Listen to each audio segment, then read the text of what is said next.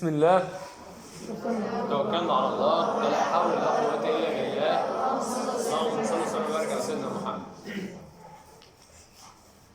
في زمان يا جو حصل انهيارات جليدية أو حل عصر جليدي طويل، يعني الأرض كلها بقت مفروشة سجادة جليد.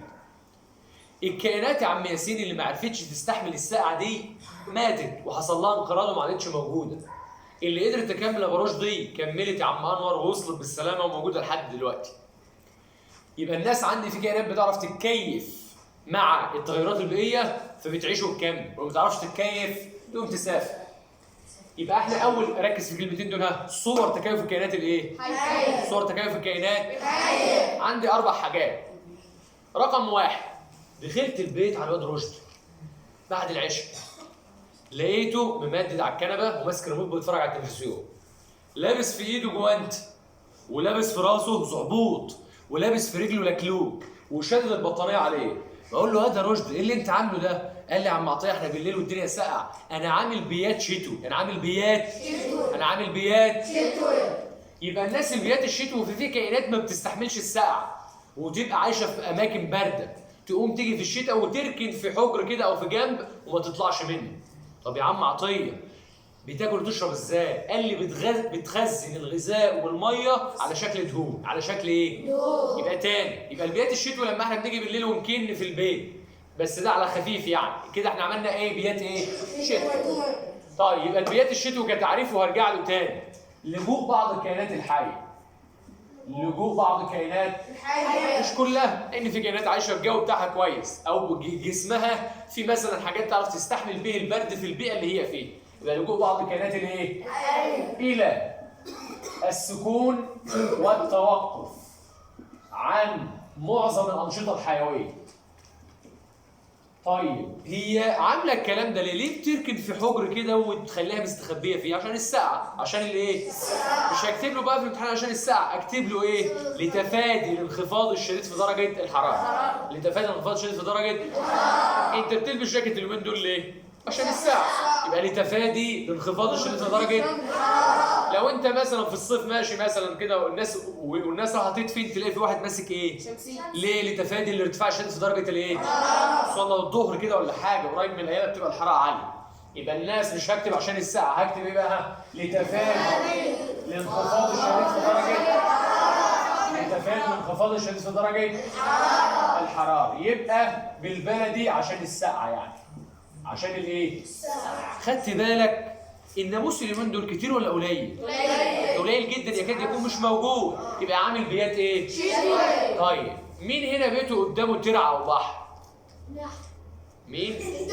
لا يا ولا، مين فيكم انتوا؟ مين فيكم انتوا بيته قدامه بحر او ترعه؟ طيب مفيش.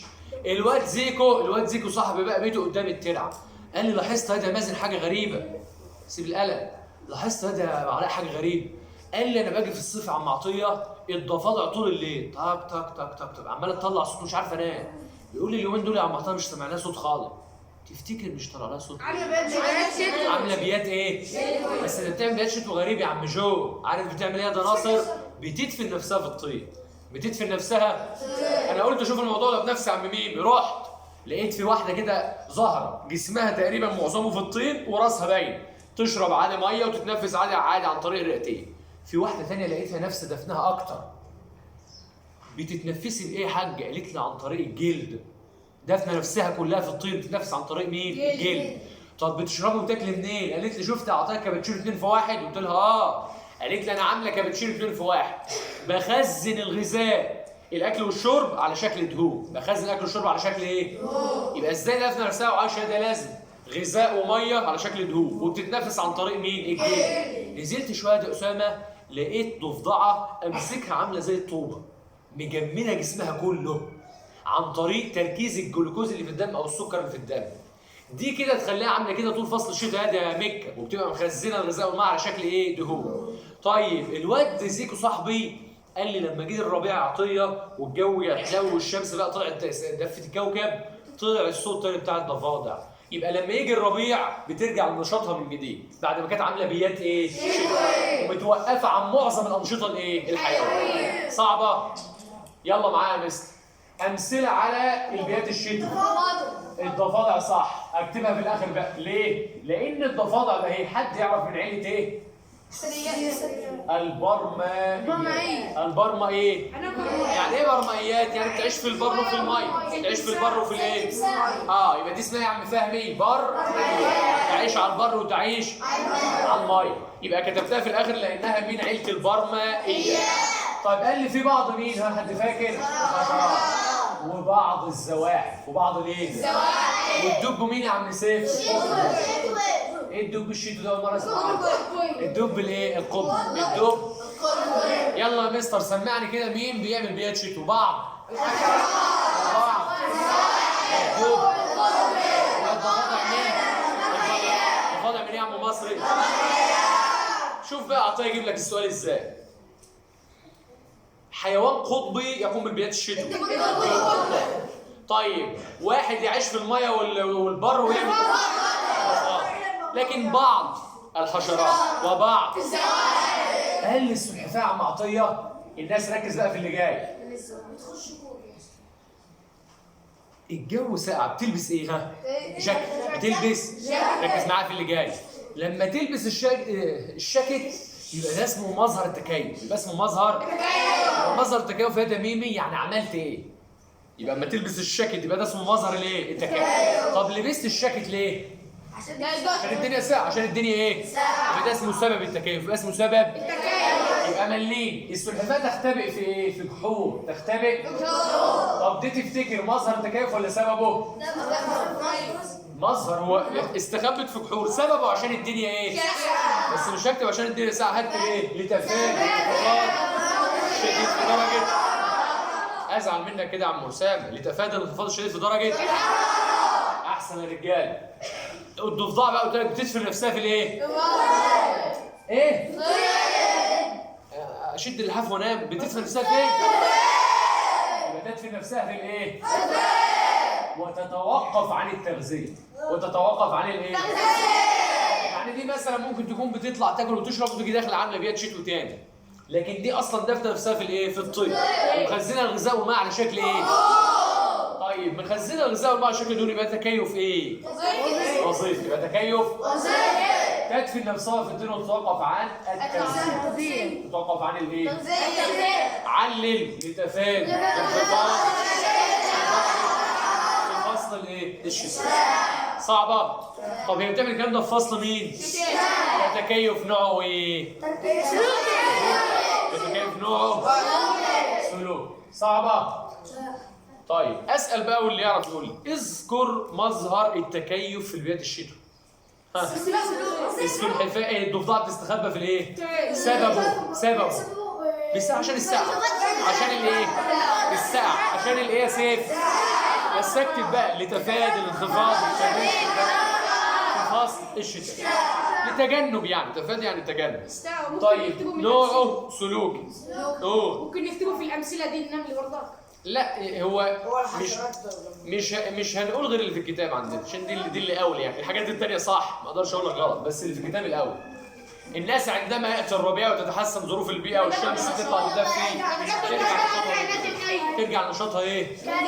والشراغيف يا عم ماهر ترجع تضفدع تاني بقى. الشرغوف ده ابن الضفدع. ابن الايه؟ يبقى اسمه ايه؟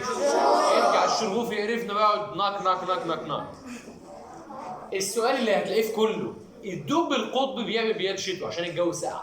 طب لو ما عملش بيات شتوي جسمه ما يتحملش الانخفاض الشديد في درجه مما يعرضه للايه؟ للموت. مما يعرضه ثاني يا عم سامي. لو الدب ما عرفش يعمل بيات شتوي يبقى لا الاول هيموت. ليه؟ يبقى بسبب تعرضه للانخفاض الشديد في درجه فيتعرض مما يعرضه للايه؟ للموت. مما يعرضه للموت. احنا اتفقنا عليه اول حصه بقى. طيب يبقى ده كده البيات الشتوي خلصنا منه. في كائنات بقى عندها العكس. جسمها ما يستحملش يا رشدي الحراره العاليه. يبقى تعمل خمول ايه؟ صفر. تعمل خمول في الاياله كده. تمشي في الشوارع تلاقي العدد قليل. الناس عامله خمول ايه؟ بسبب ايه؟ الحر. بسبب الحر نتيجه الارتفاع الشديد في درجه الحراره. غشي لي الخمول الصفي من فوق. ها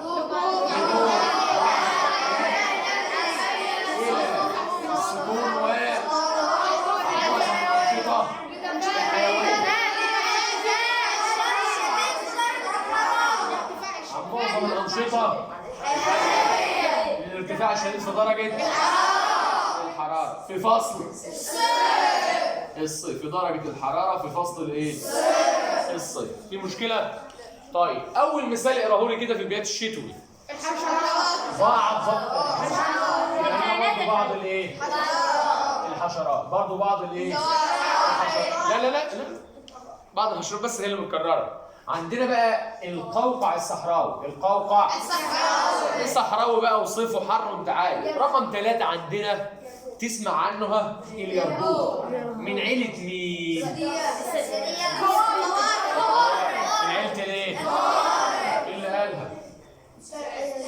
سيف 4 سقفات، 1 2 3 بس. يبقى هنا حط لي سؤال تبقى اجابته اليربوع. ها؟ من القارد يقوم بخمول الصيف. يبقى من الحيوانات القاردة يقوم بخمول الصيف. تقول له مين يا عم ياسين؟ اليربوع. طب مين البرميات وبيعمل بيات شتوي؟ من الحيوانات القطبية يعمل بيات شتوي. طب يقوم بالبيات الشتوي الخمول الصيفي؟ الحشرات. الواد مازن فايق والسجادة الخضراء نايمة. يبقى بعض الحشرات موجودة في البيات الشتوي وموجودة في الخمول الايه؟ برمائيات ضفدعة بيات شتوي، قوارض يربوع خمول الصيف، زواحف ودب قطبي، قوقع صحراوي. يبقى الكائنات اللي عايشه في الصحراء عندها مشكلتين في الصيف، ارتفاع شديد في درجه ونقص في كميه الدنيا بتشتيش كتير بقى في الصيف. طيب ركز في الاجابه. اليربوع ده يا اسلام عديت عليه في الصيف بقى، لقيته كان في الجحر بتاعه. طردته من الجحر بتاعه ودخلت انا، الجو كان حر، لقيت الجحر اللي مستخبى فيه متكيف. يبقى خلي بالك، يختبئ اليربوع. ركز بقى في الكلمه اللي جايه دي، في جحور، بس جحور رطبه. جحور ايه؟ متكيفه تكييف رباني. يبقى الناس خلي بالك، الشتاء ما ينفعش رطبه، وانا عايز ساقعه، انا عايز دافيه. لكن لما اقول لك جحور رطبه لازم يكون عامل خمول ايه؟ ماشي يا عم فريد، لف لي وشك كده. طبعا في فصل مين يا رجاله؟ فصل مين يا رجاله؟ جاوب يا عم وزير. الوزير يلا. ليه اليربوع بيستخبى في جحور رطب؟ في فصل الصيف. قول له يا ابو صلاح. عشان الجو حر يا عم وزير، الارتفاع الشديد في درجه الايه؟ هو بيعمل فعلا خمول صيف، بس بيعملوا ليه خمول صيفي؟ عشان الجو ايه؟ معايا يا عم جمال؟ طيب يبقى قول لي مظهر تكيف اليربوع يا جمال بالبلد كده. ها؟ مظهر تكيف يعني بيعمل ايه؟ ها؟ مظهر بيستخبى في جحور رطب. يا عم مؤمن قلنا بتلبس جاكيت، ده اسمه مظهر تكيف. يبقى الناس مظهر التكيف يعني بتعمل ايه؟ مظهر التكيف يعني بتعمل ايه؟ في مشكلة؟ يبقى الناس عندي، استنى يا مستر، مظهر التكيف معناها بتعمل ايه؟ يبقى انا عندي مظهر تكيف اليربوع بيستخبى في جحور ايه؟ بيستخبى في جحور. لكن سبب التكيف زي ما صلاح قال عشان الجو ايه؟ حر. عشان الجو وانا مغمض. طالما في فصل الصيف يبقى نوع التكيف ايه؟ نوع التكيف يا رجاله لانه في وقت محدد اللي هو في فصل الايه؟ اللي هو في فصل الايه؟ طيب الاسئله المعتاده بقى، لو اليربوع ما عملش خمول صيف يبقى يتعرض للارتفاع فلن يتحمل الارتفاع الشديد في درجه الموت. تضربه صح. قول لي لو الضفدعه ما دفنتش نفسها في الطين ايه اللي يحصل؟ ما تتحملش السقعه فممكن صعبه. لا. طيب دي الصفحه الاولى يا رجاله، فيها مشكله؟ دقيقه مراجعه يلا. لجوء بعض الكائنات الحيه للسكون توقف عن معظم الانشطه الحيويه عشان السقعه، عشان الحر. ما مظهر التكيف في الضفدعه؟ تتوقف عن سبب التكيف عشان الايه؟ السقعه. عشان الايه؟ تعمل بيات شتوي وخمول صيف. طيب تختبئ في جحور في بيات الشتاء. ازود كلمه دي عشان تبقى يربوع. جحور إيه يا عم يوسف؟ رطب. يبقى رطب ده عشان يبقى متكيف كده، عشان يبقى متكيف يعني في تكييف، يعني عشان ده اصلا بيعملوا في فصل مين؟ الصيف. بيعملوا في فصل الصيف. طيب طبعا الاثنين تكيف سلوك، لان ده شتاء وده صيف، وبالتالي يبقى بيتم في اوقات محدده من السنه، يبقى تكيف ايه؟ سلوك. طيب عندنا هنا بقى قوقع الصحراوي، وهنا الزواحف والدب الايه؟ القطبي. ماشي كده؟ اللي ما يعملش بيات شتوي ما يتحملش السقعه فيتعرض للموت. اللي ما يعملش خمول صوفي ما يتحملش فيتعرض. صعبه يا رجاله. خش معايا على التاني. اسمع بقى اللي حصل بقى، اسمع. الواد فهمي ولازم لقيته بيقول لي حضر شبك الصيد ده لازم. اسمع الكلام. لقيته بيقول لي حضر شبك الايه؟ رحت اتصنت واسمع عليهم. فردوا شبك الصيد ده يجي 20 متر. قلت له ما تعملوا يا فهمي؟ قال لي هنصطاد الناموس. طبعا انا بهزر. بقول له يا فهمي تصطادوا ايه؟ قال لي هنصطاد السناونه وعطيه. قلت له ايه السناونه وده؟ قال لي اللي بيناونه وعطيه. فكره انا بجد اسمع الكلام. قلت له طب وانت ايه اللي عرفك ان هو اشمعنى عملته دلوقتي؟ قال لي لان السناونه وده بيهاجر في فصل الشتاء. السناونه وده مش موجود في المنهج بتاعنا، المنهج بتاعنا بقى الواد لازم قال لي عليه. قال لي احنا هنصطاد يا عم عطيه طائر السمان. قلت له انت ايه اللي عرفك كده لازم اشمعنى دلوقتي؟ قال لي لان الاماكن اللي عايش فيها يا عم علاء اماكن قطبيه، والقطبيه معروف ان هي اماكن بارده، وفي الشتاء درجه الحراره بتنزل تحت الايه؟ ما بتستحملش. فبتسافر من الاماكن البارده اللي هي فيها لاماكن اكثر دفئا واضاءه، جو حلو كده زي بتاعنا، يعني جو مصر الحمد لله جو حلو، او اماكن في افريقيا يبقى فيها شمس. في وقت ما انت دلوقتي لابس حاجه كده ولا حاجتين، هناك لابسين الجواكت كلها لان درجه الحراره تحت الايه؟ الصفر. فالسمان بيلم عزاله في الشتاء ده مين؟ ويجي مهاجر من اوروبا وروسيا الاماكن البارده الى قاره افريقيا، لان هنا اماكن ايه؟ دافيه شويه بالنسبه للاماكن اللي هو كان ايه؟ فيه. طب ليه يا عم يوسف؟ عشان يتم عمليه تكاثر. وفعلا في ناس بتستنى الوقت ده وبتفرد شبكه الصيد فعلا وتصطاد. بتستفاد بيه في ايه؟ زي الفراخ كده، ياكله عادي ويربيه عنده في البيت وياخد البيض بتاعه برضه عادي. الناس دي الحكايه كلها. باقي سطر كمان وهخليك انت اللي تمليه. السطر الثاني طائر السمان اصطادت واحد. قال لي يا عم عطيه تصطادني وانا اول مره اسافر. قلت له ازاي اول مره تسافر وعرفت الميعاد وعرفت المكان؟ قال لي رباني. قال لي ايه؟ رباني. طب انا اكتب له في الامتحان رباني؟ لا، هكتب له 3 كلمات. ما بتغلطش في الميعاد ولا بتغلط في المكان، حتى لو كانت بتسافر لاول مره. لو قال لي علي هقول له رباني، او اقول له 3 كلمات لانها غريزه طبيعيه متوارثه. غريزه طبيعيه متوارثه. اديك مثال بسيط يا عم ميك. انت وانت عندك اخوك الصغير اللي عنده سنه، لو خدت منه حاجه وهو عايز ياخدها منك تاني يعمل ايه؟ لو معدي على الدكان وعايز يشتري كلبس يعمل ايه؟ يبقى دي ايه؟ بالفطره كده. دي اسمها بالايه؟ بالفطره. دي ترجمتها غريزه طبيعيه. دي حاجه زي دي كده. في مشكله؟ يبقى ازاي يا عم فهمي ما يغلطش في المكان ولا في الميعاد حتى لو بيسافر الاول؟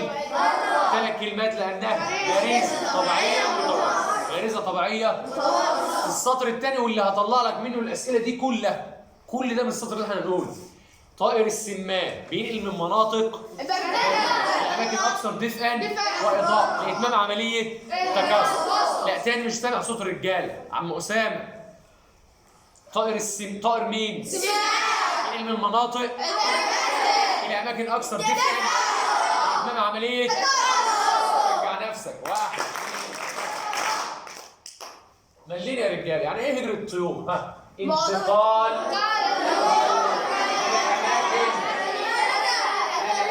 أنا قلت بدل من الأماكن إلى أماكن أكثر دفئا لإتمام عملية التكاثر. ده يا عم التعريف. السطر اللي أنا قلت لك هنطلع منه كل حاجة. مثال ها؟ ادي اول حاجه. مظهر التكيف هو بيعمل ايه؟ بيهاجر من الاماكن اكثر دفئا. يبقى مظهر التكيف يا عم يوسف لا ده نوع. لا ده لون. نوع هو اللي ايه؟ سلوك. تاني وبالراحه. مظهر التكيف بيسافر في فصل الشتاء. شتاء. بيسافر في فصل الشتاء. ده اللي بيعمله سببه البحث عن اماكن اكثر دفئا. اللي انا قلته ده اسمه يا لازم سبب التكيف. سبب التكيف. يبقى انا عندي مظهر التكيف يا رجاله بتهاجر في فصل الشتاء.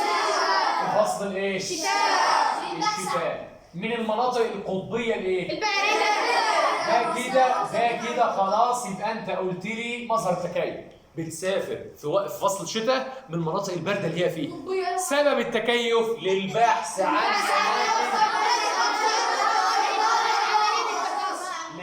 عن اماكن اذا لو ما سافرتش مش هتتم عمليه التكاثر. يبقى معنى كده ده هتموت وتتعرض ايه اللي مخلي البني ادمين من اول سيدنا ادم ما انقرضوش لحد دلوقتي؟ ان اللي بيموت فيه ناس بتتولد غيره، صح كده؟ طب لو العمليه دي وقفت يبقى النوع بتاعنا يحصل له ايه؟ يبقى هي بتسافر عشان تعمل تكاثر.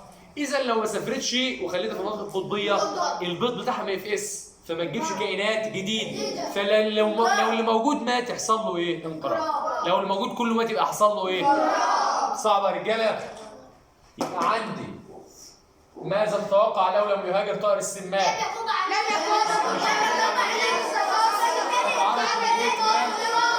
عرض للموت والايه؟ معايا يا ابو جمال؟ طب قول لي يا عم بهاء، محدش يتكلم غيره، نوع التكيف هنا يبقى ايه؟ كيف وظيفة ها؟ انت نايم يا عم بهاء. هو بيعملوا في فصل مين؟ طالما في وقت يبقى تكيف ايه يا رجاله؟